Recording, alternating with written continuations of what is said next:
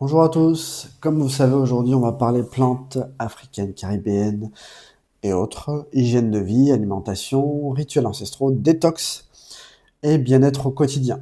Mon but c'est pas de vendre des miracles mais de partager des connaissances, des routines utiles pour mieux vivre au quotidien grâce aux savoirs ancestraux africains.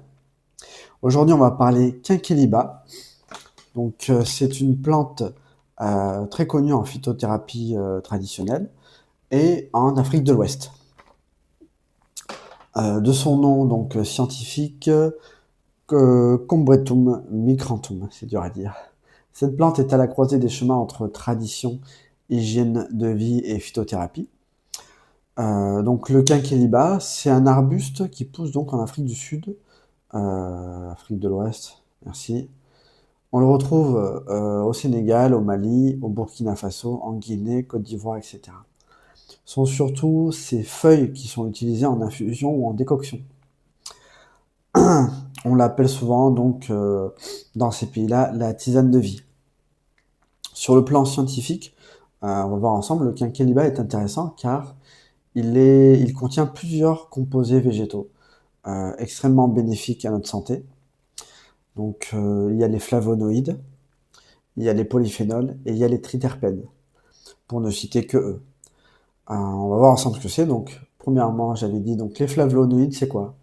Ce sont des dérivés de polyphénols antioxydantes, anti-inflammatoires, cardioprotectrices, vénotoniques. Vénotonique, ça veut dire en gros antivarice.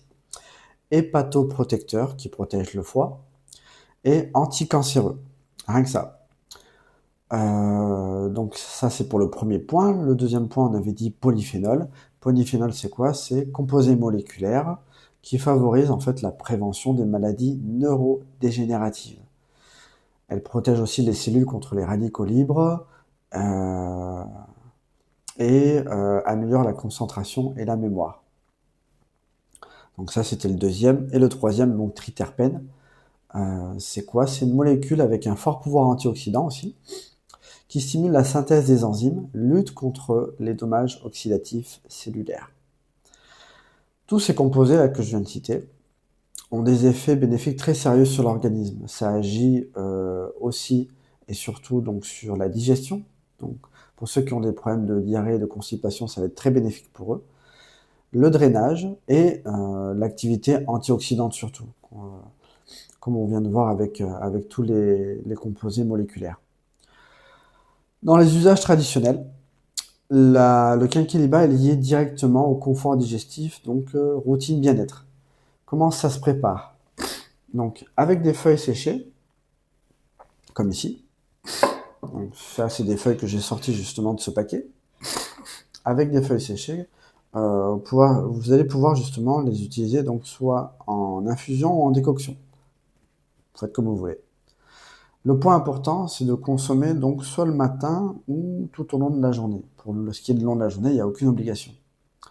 Pour les femmes, si vous êtes enceinte, en train d'allaiter ou en train de prendre un traitement chimique à cause d'une maladie chronique, il est important de demander un avis professionnel médical avant de l'intégrer dans votre routine. Je préfère le répéter, cette plante, elle accompagne un mode de vie, mais elle ne remplace pas un avis médical. Donc voilà, ça où est-ce que vous pouvez en trouver? Vous pouvez en trouver du coup dans les magasins, dans les herboristeries, les magasins africains, potentiellement les magasins asiatiques, mais j'en doute, et sinon sur internet. Pour conclure, donc le quinquiliba, c'est une plante qui est très intéressante sur le plan phytothérapeutique. Son profil scientifique et médicinal le prouve aujourd'hui. Vous pouvez faire vos recherches sur Google. Gardez toujours en tête une approche d'équilibre quand vous consommez ce genre de plante, de simplicité et de cohérence. C'est ça en fait qui amènera des résultats tangibles et concrets.